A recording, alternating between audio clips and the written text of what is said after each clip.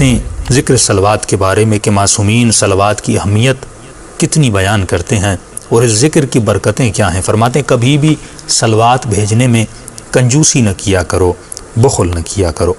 میرے پانچویں امام امام باقر فرماتے ہیں کہ قال رسول اللہ، اس روایت میں 3 چیزیں بتائی گئی ہیں۔ یہ چیدہ روایت ہے، میں نے چنی ہے، بہت اچھی روایت ہے۔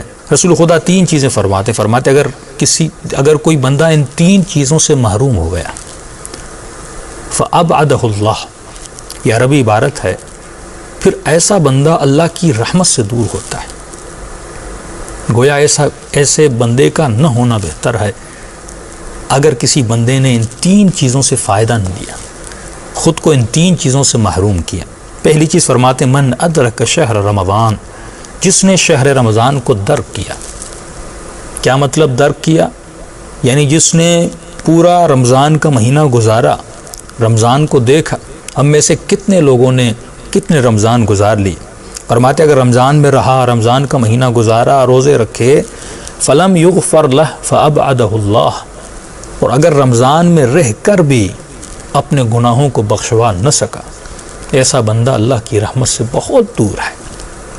دوسری چیز فرماتے ہیں ومن ادرک والدیہ فلم یغفر اللہ ابعدہ اللہ، رمضان کو دیکھا لیکن اپنے گناہوں کو بخشوا نہ سکا، فرماتے ہیں ایسا بندہ اللہ کی رحمت سے دور ہے، بلکہ ایسے بندے نے زندگی میں کچھ حاصل ہی نہیں کیا۔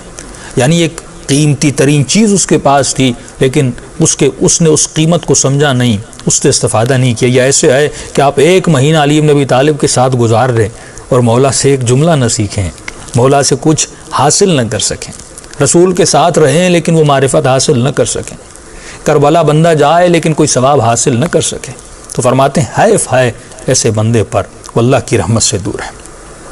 پہلی اہمیت یہ رمضان کی، اس کا مطلب رمضان میں کتنے بھی گناہ ہوں اور بندہ کتنا بھی خطا کار ہو، لیکن رمضان میں اگر چاہے تو اللہ کی رحمت سے حاصل کر سکتا ہے اور اپنے گناہوں کو بخشوا سکتا ہے۔ دوسری چیز فرماتے ومن ادرک والدیہ، جس نے زندگی میں اپنے والدین کو دیکھا، یعنی شعوری حالت میں، عقل کی حالت میں اپنے والدین کو دیکھا۔ ایک مرتبہ بچہ پیدا ہوتا ہے، والدہ کا انتقال ہو جاتا ہے۔ ایک مرتبہ یہ ہے وہ 7 سال 8 سال کی ایج میں ہے، اس کے والد کا انتقال ہو جاتا ہے۔ لیکن معصوم فرماتے ہیں اگر کسی نے شعور کی حالت میں، عقل کی حالت میں، جوانی کی حالت میں اپنے والد اور والدہ کو دیکھا، ان کے ساتھ وقت گزارا، ان کے ساتھ زندگی گزاری، اور والدین کے ساتھ رہنے کے بعد بھی اگر ان سے فیض لے نہ سکا اور اپنے گناہوں کو بخشوا نہ سکا، یعنی یہ والدین ہیں جن کی وجہ سے گناہ بخشوا دیے جا سکتے ہیں، لیکن اگر وہ والدین سے بھی فائدہ نہ لے سکا، فرماتے ہیں ایسا بندہ بھی اللہ سے دور ہے، اور حیف ہے کہ اس نے والدین کی نعمت سے کوئی فائدہ نہ دیا۔ تیسری چیز فرماتے ہیں، پہلا جملہ رمضان میں رہا، گناہ بخشوا نہ سکا، یہ اللہ کی رحمت سے دور ہے۔ والدین کو دیکھا لیکن اپنے گناہ بخشوا نہ سکا، یہ اللہ کی رحمت سے دور ہے۔ تبھی شخص ایک رسول خدا کی خدمت میں آتا ہے، کہتا ہے یا رسول اللہ میں بہت گنہگار ہوں، کوئی وسیلہ کوئی ذریعہ بتائیے اپنے گناہوں کو بخشوا سکوں۔ رسول خدا فرماتے ہیں ماں کے پاس جا اور جا کر ماں کو کہو وہ تیرے لیے دعا کرے، خدا تیرے گناہوں کو بخش دے گا۔ کہتے یا رسول اللہ والدہ زندہ نہیں رہی۔ رسول فرماتے اگر والدہ زندہ نہیں تو والد کے پاس جا۔ کہ یا رسول اللہ والد بھی زندہ نہیں ہے۔ رسول خدا فرماتے ہیں ایسا کر اپنی خالہ کے پاس جا۔ وہ چلا جاتا ہے نبی کے حضور سے۔ یا رسول خدا فرماتے لو کان اماں، اگر اس کی ماں زندہ ہوتی یہ بہت جلدی اپنے گناہوں کو بخشوا لیتا۔ اس کا مطلب جب تک والدین تھے اس نے والدین سے کوئی فائدہ نہیں لیا۔ اکثر مومن کہتے ہیں مولانا ہم پریشان ہیں، کوئی دعا، کوئی ذکر، زیارت عاشورہ، کوئی ایسا عمل بتائیے کہ ہم قرضوں سے نجات پا جائیں، بیماریوں سے نجات پا جائیں، مشکلات سے نجات پا جائیں، ہم کیا کریں؟ ایسے لگتا ہے ہمارے روزگار کو بند کر دیا گیا ہے، بتائیے کوئی ایسا عمل کہ روزگار کھل جائے۔ بہترین عمل یہ ہے اگر پریشان ہو تو والدہ کے پاس جاؤ، اگر پریشان ہو والد کے پاس جاؤ اور قدموں میں بیٹھ کے کہو کہ میرے لیے دعا کرو۔ ان کی دعا کا اثر یہ ہے کہ پروردگار عالم تمہاری مصیبتوں کو دور کر دیتا ہے۔ رمضان کا مہینہ درک کیا اور فائدہ نہ لیا، اللہ کی رحمت سے دور ہے۔ والدین کو دیکھا اور درک نہ کیا، ایسا بندہ بھی اللہ کی رحمت سے دور ہے۔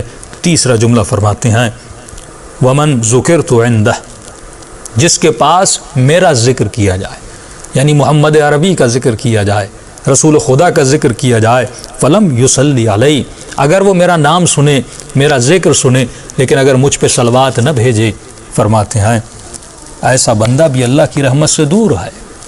یعنی میرا نام سنے اور میرا ذکر نہ کرے۔ سوال یہ ہے یا رسول خدا آپ کے ذکر میں کیا ہے؟ فرمائیے ذکر جو میرا کرے گا کون سا ذکر ہے؟ یعنی اگر میرا نام سنے، مجھ پر درود نہ بھیجے، مجھ پر صلوات نہ بھیجے، نہ بھیجنے کے سبب اس کے گناہ بخشے نہیں جائیں گے، لیکن اگر میرا نام سنے اور میرا ذکر سنے اور صلوات پڑھے تو خدا اس کے گناہوں کو بخش دے گا۔